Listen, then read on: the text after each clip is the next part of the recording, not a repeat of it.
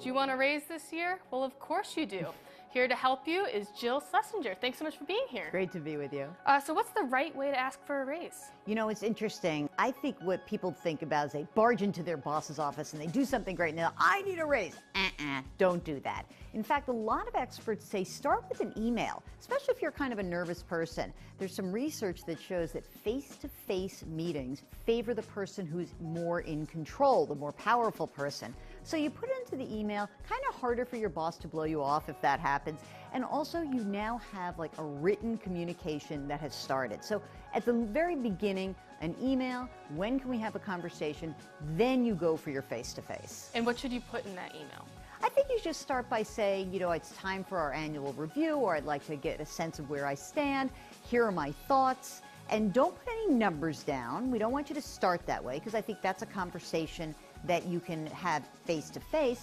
But I do think in that is you can say, hey, I'd like to talk about a range of comp that might be appropriate for someone at my level. In fact, we have some research from Columbia Business School that says you should start with a range, because a range will help you get more money in the end, and it also kind of pushes your boss a little bit into a corner to stay within that range.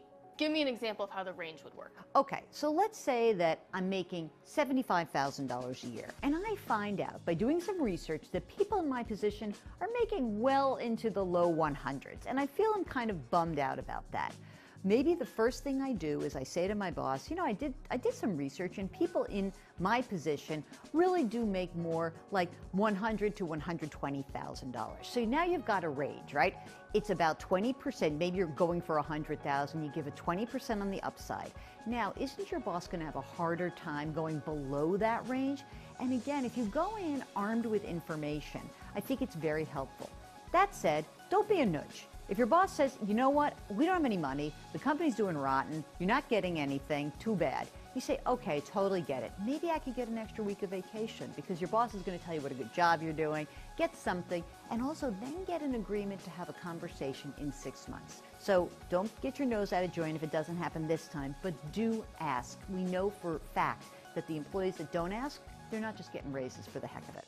Well, thanks so much for being here. Great, now go get yourself a raise.